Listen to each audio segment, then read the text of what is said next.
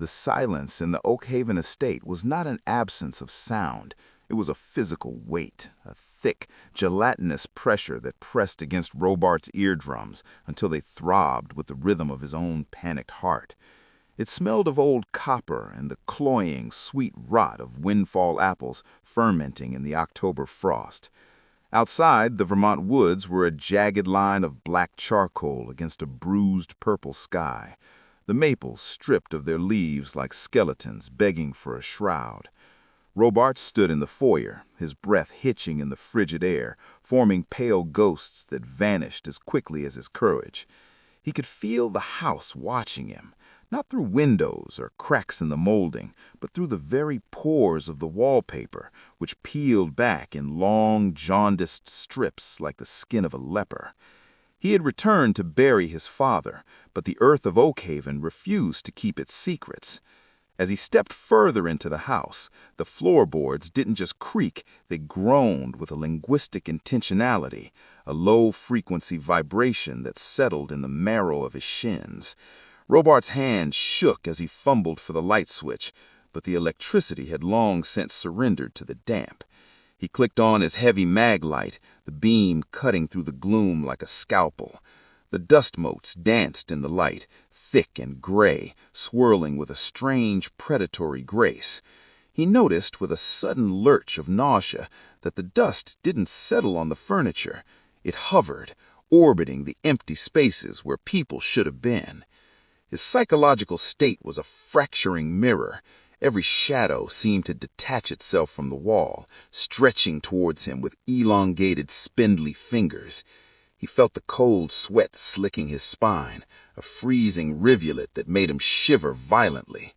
He remembered his father's last letter, scrawled in a hand that looked less like writing and more like a bird's frantic clawing. "The king of flies demands a tithe of bone," it had said. At the time, Robart had dismissed it as the delirium of a dying man consumed by the isolation of the American North. Now, standing in the kitchen where the air tasted of ozone and ancient grease, he wasn't so sure. The silence here was louder.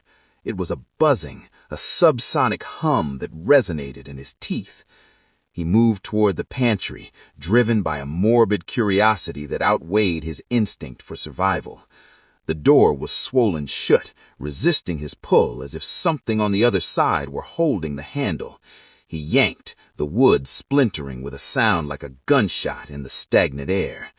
As the door swung open, the smell hit him, a visceral, nauseating wave of wet fur, sulfur, and something metallic, like a butcher shop at the end of a long, hot day.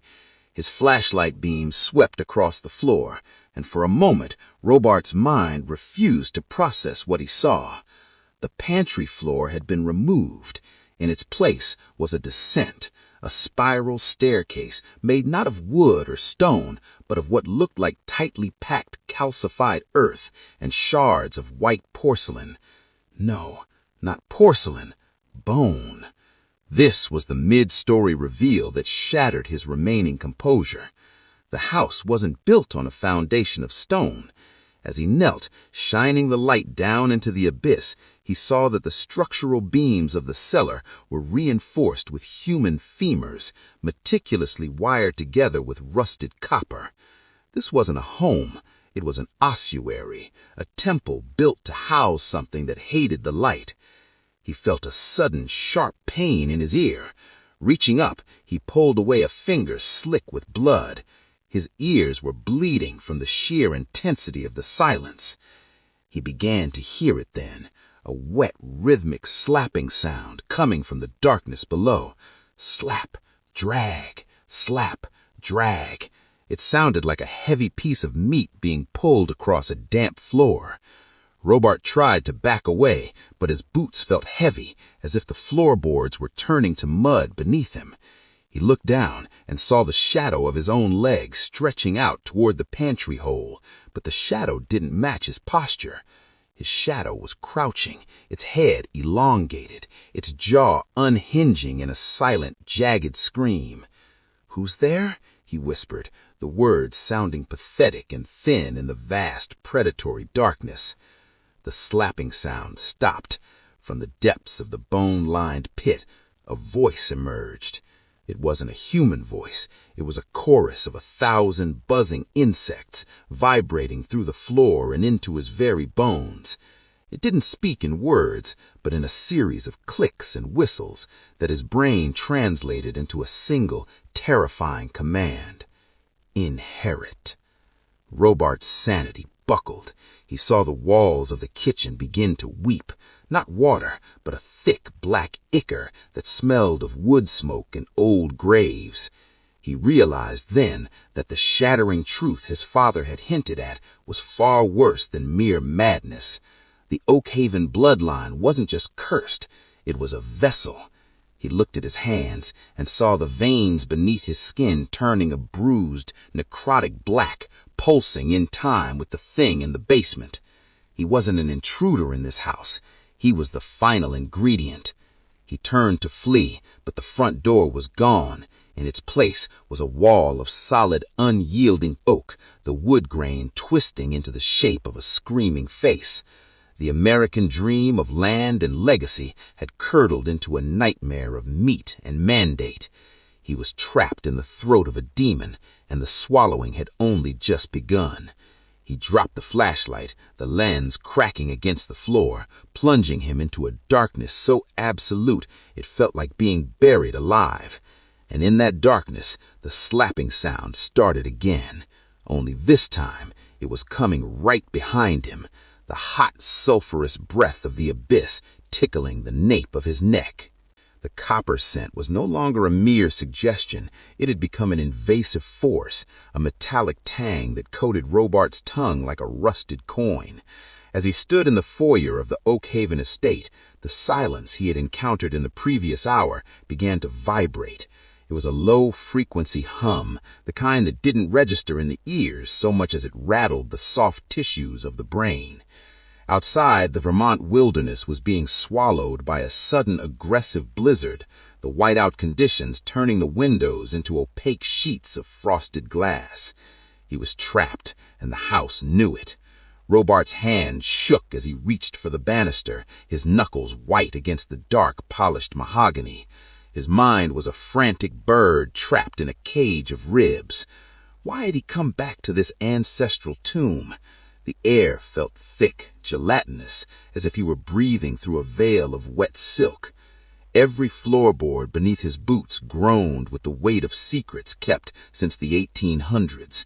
He made his way toward the library, the only room that felt remotely tethered to the world of the living. The walls were lined with leather-bound volumes, their spines cracked like old skin. Robart collapsed into a wing-back chair, his breath coming in ragged, shallow gasps. He could feel the cold sweat slicking his neck, the fabric of his flannel shirt clinging to his spine. It wasn't just the cold of a New England winter. It was a localized, predatory frost that seemed to emanate from the very foundations of the house. He closed his eyes, trying to center himself, but the darkness behind his eyelids was worse. He saw flashes of things that shouldn't exist, shadows with too many joints, eyes that burned with a dull subterranean hunger. Suddenly, the humming stopped. The silence that followed was even more terrifying. It was the silence of a predator holding its breath. He opened his eyes and saw it, the first subtle fracture in his reality. On the mahogany desk sat an antique silver inkwell that had been bone dry for decades. Now it was overflowing with a thick, viscous black fluid that smelled of ozone and ancient earth. The liquid didn't spill on the desk. It rose upward, defying gravity, forming delicate, needle-thin tendrils that reached toward the ceiling. Robart watched, paralyzed by horror, as the black ichor began to weave itself into symbols he didn't recognize, yet felt a sickening sense of familiarity with. His stomach churned, a knot of nausea tightening in his gut. This was the escalation his grandfather's journals had whispered about, the moment the house stopped being a structure and started being a throat. Driven by a desperate need for answers, Robart lunged for the lower cabinets of the bookshelf, tearing away the false backing he had discovered as a child. Hidden there was a ledger, bound in what he had always hoped was pigskin, though the texture felt disturbingly human. As he flipped through the yellowed pages, the handwriting changed from the elegant script of the 19th century to a jagged, violent scrawl. The names listed were not just ancestors, they were hosts. And there, on the very last page, was his own name, written in ink that looked suspiciously like the black fluid currently levitating in the center of the room. The date next to his name was today. "No," he whispered, the word dying in the heavy air. But the house answered him. A sound erupted from the vents, not the whistle of wind, but a rhythmic wet thud. Thump squelch, thump squelch. It was a heartbeat, massive and slow, echoing through the floorboards. The Oakhaven estate was waking up. Robart scrambled to his feet, his heart hammering against his chest like a trapped animal. He ran toward the hallway, but the geometry of the corridor seemed to have elongated. The door to the kitchen, which should have been 20 feet away, now looked like a distant dot at the end of a mile-long tunnel. The shadows in the corners began to detach themselves from the walls, pooling on the floor like spilled ink. They weren't just dark patches, they were absences of light, voids that pulsed with a malevolent intelligence. He felt a sudden, sharp pain in his left arm. Pulling back his sleeve, he gasped. The birthmark he had carried since infancy, a jagged splotch of red, was turning black. It was shifting, the edges feathering out into the same occult symbols he had seen rising from the inkwell. The realization hit him with the force of a physical blow. The demon wasn't just in the house, it wasn't just watching him from the Vermont woods, it was using the house as a conduit to reach back through his bloodline. He was the final key in a lock that had been turning for 200 years. The nausea returned, more violent this time, and he doubled over, retching. Instead of bile, he coughed up a single, perfectly preserved apple seed, coated in that same black ichor. He looked up, and for a split second the veil dropped. The walls of the library didn't look like wood and plaster anymore. They looked like translucent, pulsing membranes. He could see the nervous system of the house, glowing blue veins of energy that ran behind the wallpaper, all of them converging on the spot where he stood. The house wasn't a shelter, it was a ritual circle. The mid-story reveal shattered what remained of his composure. He found a photograph tucked into the ledger, a daguerreotype from 1864. It depicted a group of men standing in front of the unfinished Oakhaven foundation. In the center stood a man who was the spitting image of Robart, wearing the same terrified expression, holding the same ledger. But it wasn't an ancestor. On the man's wrist was a modern digital watch, the exact same model Robart was wearing now. The implications were a tectonic shift in his understanding of time and damnation. Was he trapped in a loop, or was the entity within Oakhaven capable of pulling versions of him across the fabric of reality to feed its eternal hunger? The wet thumping in the walls grew louder, more insistent. The black shadows on the floor began to rise, taking on the vague, distorted shape of a towering figure. It had no face, only a vertical slit that opened to reveal a row of needle-like teeth made of pure white bone. Robart backed away, his heels hitting the edge of the library's large bay window. The glass was freezing, the cold biting through his shirt, but he welcomed it. It was the only thing that felt real. "What do you want?" he screamed at the void. The entity didn't speak with words, it spoke with a memory. Suddenly, Robart wasn't in the library anymore. He was standing in the middle of a burning field in 17th century New England, the smell of charred flesh filling his nostrils. He saw a woman being pressed to death under heavy stones, her eyes fixed on him with a look of absolute, unholy recognition. "The debt is marrow," a voice echoed in his mind, sounding like the grinding of tectonic plates. "The debt is skin. The debt is you." He snapped back to the present as the library window shattered inward.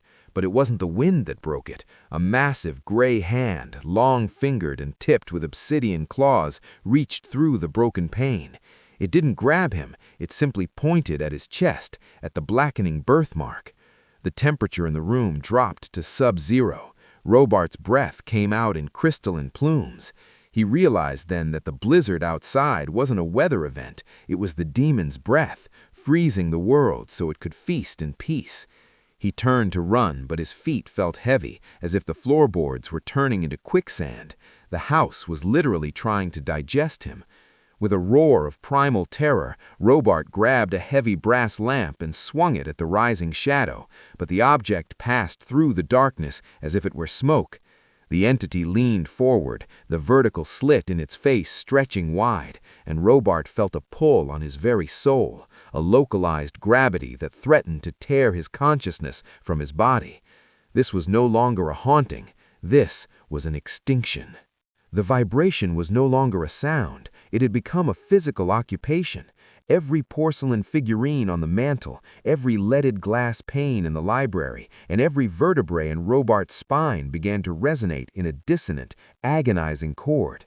He stood in the center of the drawing room, his hands clawing at his ears until the skin broke, but the noise was internal. It was a rhythmic, wet thrumming, like a giant heart beating inside a cavern of slime. The copper scent had curdled into something more organic, the smell of a slaughterhouse left to bake under a summer sun. He felt the bile rise in his throat, a hot, acidic wash that tasted of bitter almonds and failure.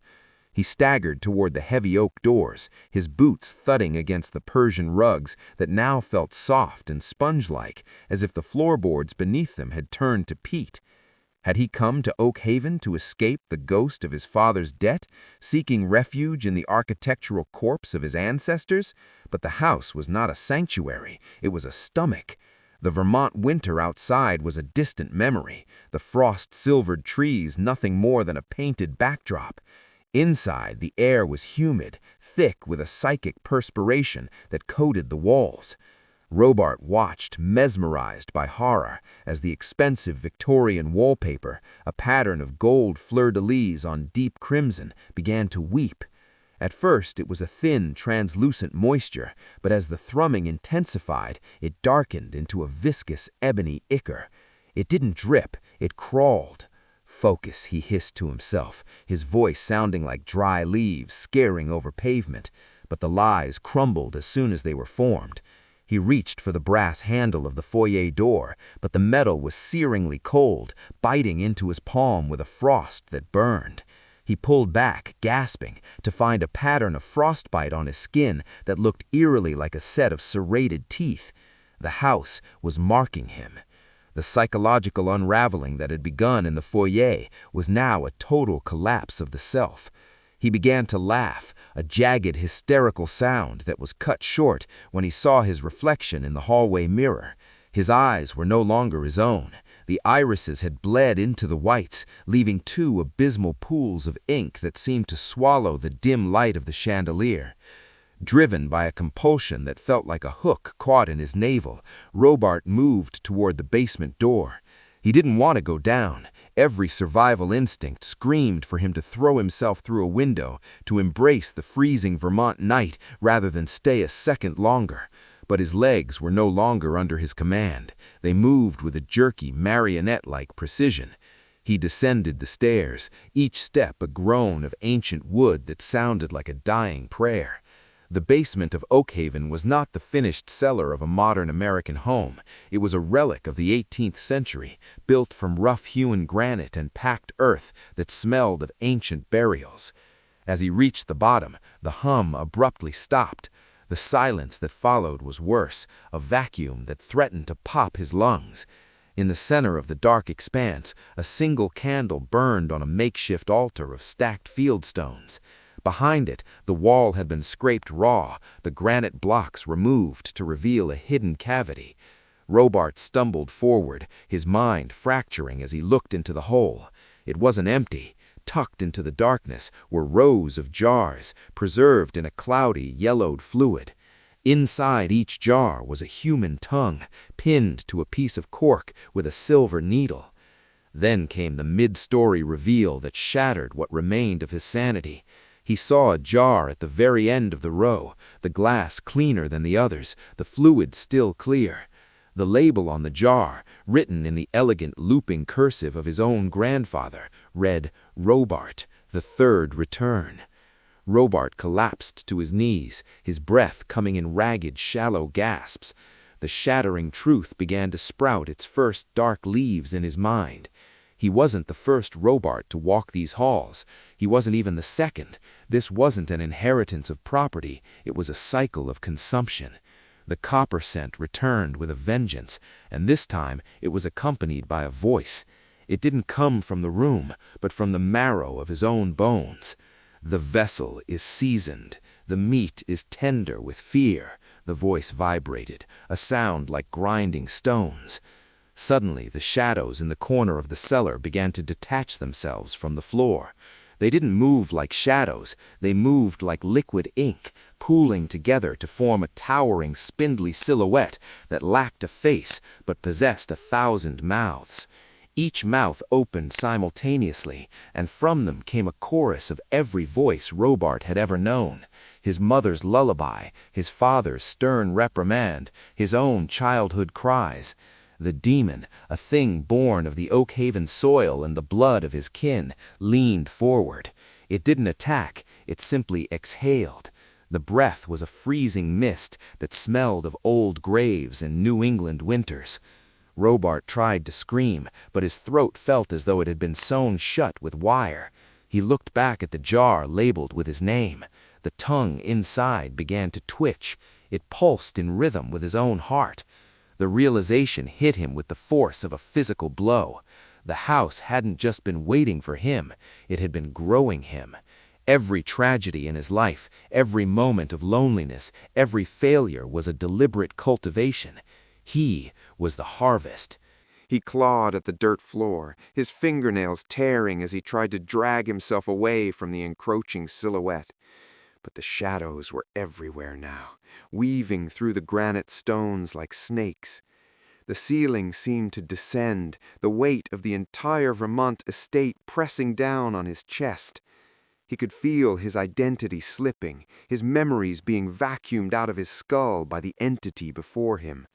The names of his friends, the face of his first love, the layout of the city he had lived in, all of it was being erased, replaced by a singular, overwhelming hunger. "Please," he managed to choke out, the word bubbling through the blood in his mouth. The entity leaned closer, its lack of a face more terrifying than any mask of gore. One of its many mouths opened near Robart's ear and whispered a secret, a truth about the Oakhaven pact that turned his blood to ice. He realized then that the door he had entered through was no longer there. There was no Oakhaven, no Vermont, no escape. There was only the cellar, the jars, and the thing that had been wearing his family's skin for 3 centuries. As the darkness finally closed over his vision, the last thing Robart felt was the sensation of a silver needle piercing his own tongue. The wet thrumming inside Robart's skull was no longer a sound. It was a tide, a rhythmic pulsing of fluid and filth that seemed to be drowning his very consciousness. He was no longer a man standing in a drawing room in Vermont. He was a fragile vessel being pressurized from within by something ancient and gaseous. The air in Oakhaven had turned thick, almost gelatinous, tasting of ozone and char. He stumbled toward the mahogany desk, his fingers leaving smears of blood and sweat on the polished wood. Every nerve ending screamed with a sensory overload that felt like a localized seizure. The silence he had feared in Chapter 1 had matured into a sentient, predatory roar that bypassed his ears and spoke directly to his amygdala. He collapsed onto the Persian rug, the intricate floral patterns appearing to writhe beneath him like a nest of disturbed viperous. The Vermont autumn outside was a distant memory. Through the tall, leaded windows, the woods had vanished into a monochromatic void of charcoal fog, leaving Oakhaven untethered from the world of the living. Robart's breath came in ragged, wet hitches. He looked down at his hands. The skin was translucent, the veins beneath pulsing with a rhythmic black sludge that defied the laws of biology. The copper scent had evolved into the stench of a butcher's shop left out in the sun, a saccharine rot that filled his lungs until he felt he would vomit up his own soul. Then came the mid-story reveal, the shattering realization that the thrumming wasn't just in his head, it was synchronized with the house itself. As his palm pressed against the floorboards, he felt it, a heartbeat. Not a human heartbeat, but the slow, ponderous thud of something subterranean and immense. The Oakhaven estate wasn't a structure of stone and timber. It was a skin, a calcified shell protecting a gestating entity. And he, Robart, was the key. He crawled toward the library's secret alcove, a space hidden behind a false shelf of leather-bound classics. There he found the Oakhaven Ledger, a book bound in what he now realized, with a sickening jolt of nausea, was human vellum. His hands trembled as he forced the book open. The entries weren't in ink, they were etched into the skin with something acidic. They spoke of a great witness, a demonic entity from the primordial void that required a terrestrial anchor to manifest in the physical plane. Every 3 generations, a scion of the Oakhaven bloodline was groomed, isolated, and then consumed to serve as the witness's eyes and ears in the world of men. He wasn't an heir, he was a sacrifice. He wasn't a homeowner, he was a host. The revelation hit him like a physical blow. The nausea he felt wasn't from sickness. It was his body's desperate, failing attempt to reject the parasite that had already begun to weave itself into his nervous system. He looked in the tall pier glass mirror at the end of the hall. His reflection didn't match his movements. While he stood paralyzed with dread, his reflection smiled, a wide, predatory grin that stretched the skin of his face until it tore at the corners. The eyes in the mirror were void black, reflecting an Oakhaven that had burned to ash centuries ago. He tried to scream, but the sound was strangled by a sudden influx of that black, oily bile rising in his throat. He fell to his knees, his forehead striking the floor with a dull thud. The vibration in the floor intensified, shifting from a heartbeat to a frantic gnawing movement. Something was trying to get out from under the floorboards, and something else was trying to get out from inside his rib cage. "Please," he wheezed, the sound sounding like a death rattle. But the house didn't care. The demon didn't care. In the cold, calculating logic of the abyss, Robart was merely the most convenient clay. He felt his sanity begin to dissolve, the boundaries of his self blurring into the architecture. He could feel the cold of the stones in his bones. He could feel the wind rattling the shutters as if it were his own teeth chattering. He was becoming Oakhaven, and Oakhaven was becoming a mouth. He crawled toward the front door, driven by a primal lizard-brain urge to escape into the frost-bitten woods. But as he reached for the brass handle, the metal fused with his skin. The door wasn't just locked, it was part of him. He looked out the window one last time. The charcoal fog had lifted just enough to reveal that the woods were no longer trees. They were rows of monolithic, jagged teeth, and the estate sat squarely on the tongue of a world-sized maw. The shadows in the corners of the room began to detach themselves, coagulating into a tall, spindly figure with elongated limbs and a face that was a shifting mosaic of his ancestors' agonies. The entity, the witness, didn't move toward him. It simply waited. It knew he had nowhere to go. The process was irreversible. The shattering truth of Chapter 5 was already planting its seeds in his mind. He wasn't being possessed by a demon. He was being unmade to allow the demon to remember what it was like to be human. His vision began to tunnel. The last thing he saw before the darkness claimed his conscious mind for the night was his own hand, the fingers lengthening and turning into blackened talons. The copper scent was now his own breath. The internal thrumming had reached a crescendo, a dissonant symphony of the damned that signaled the final stage of the gestation. Robart was gone. There was only the vessel, and the vessel was cracked, leaking the essence of the void into the soil of Vermont. The pressure was no longer an external force acting upon Robart. It had become the very fabric of his cellular existence. His skin felt like wet parchment stretched over a frame of jagged glass. Every breath was a labor of agony, a forced inhalation of the thick, copper-slicked air that now permeated the sub-basement of the Oakhaven estate. The Vermont winter outside was a distant memory, a cold ghost haunting the world of the living, while down here in the bowels of the colonial monolith, the temperature was a feverish, unnatural heat. Robart's hands, trembling and slick with a mixture of sweat and a dark, viscous ichor leaking from his pores, clawed at the stone walls. The vibration that had started as a hum was now a roar, a tectonic grinding that seemed to originate from the very center of the earth, or perhaps from the center of his own chest. His mind was a fractured mirror, reflecting shards of memories that weren't his own.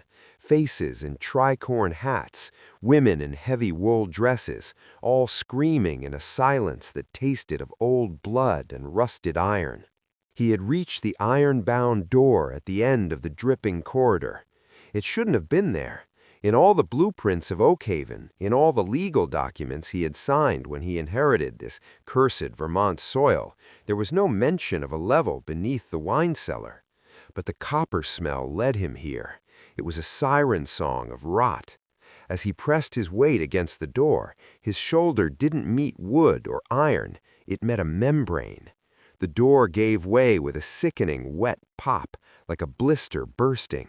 He tumbled into a room that defied the geometry of the house above. The walls were not stone, but a calcified mass of bone and resin, pulsating with a rhythmic subterranean light. In the center of the room stood a pedestal made of what looked like charred human vertebrae, and atop it sat a mirror, not of glass, but of a perfectly still pool of black bile. Robart tried to scream, but his throat was filled with the metallic sludge.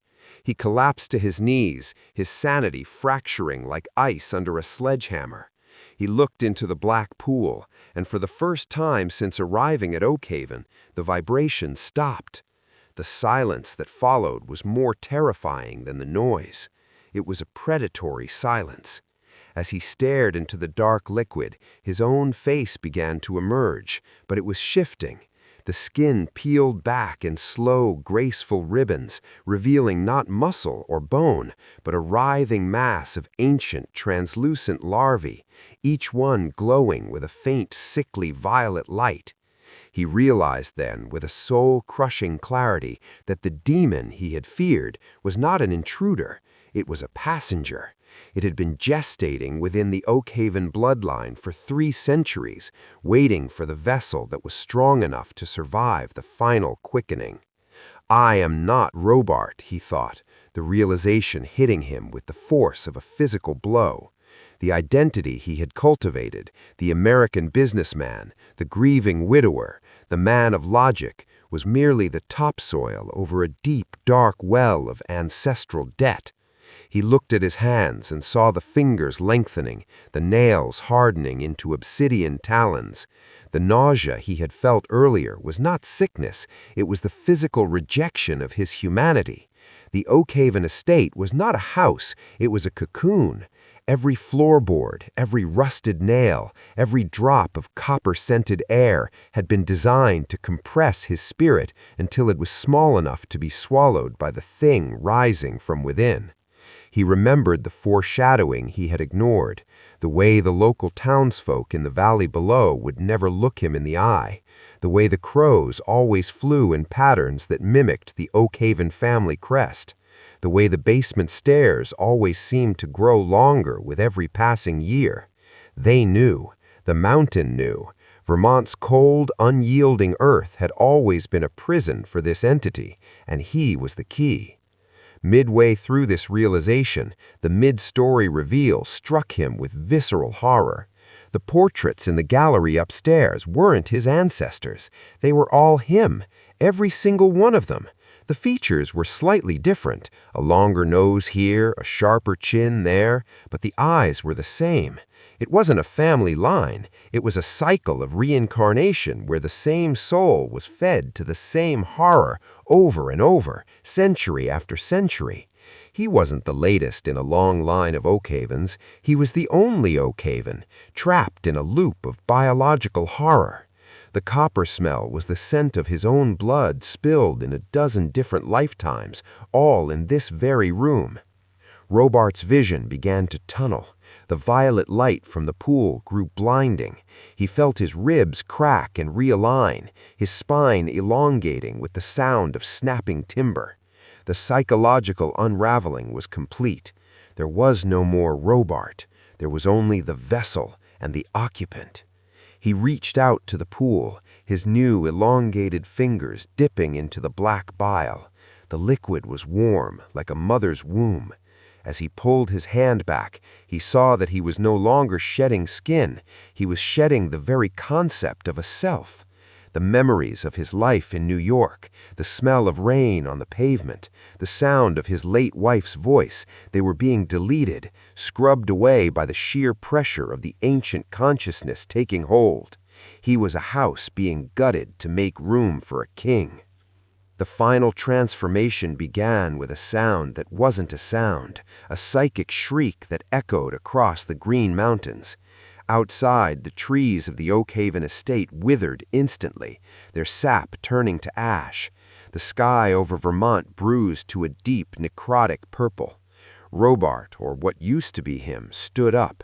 He was 7 feet tall now, his body a terrifying blend of human anatomy and something that predated the dinosaurs. His skin was the color of a bruised plum, etched with glowing runes that hummed with the power of a dying star. He looked up at the ceiling, seeing through the wood and stone of the mansion, through the atmosphere, into the cold, hungry voids of space. The purpose of his existence was finally clear. He was the bridge. He was the anchor. He was the end of the world tucked neatly into a New England estate. He walked towards the basement stairs, his movements fluid and predatory.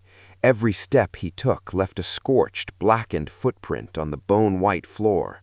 The hunger was the only thing left, a hunger not for food, but for the very essence of reality. As he reached the foyer, the copper smell was gone, replaced by the scent of ozone in the void. He looked at the front door, the heavy oak barrier that separated him from the world.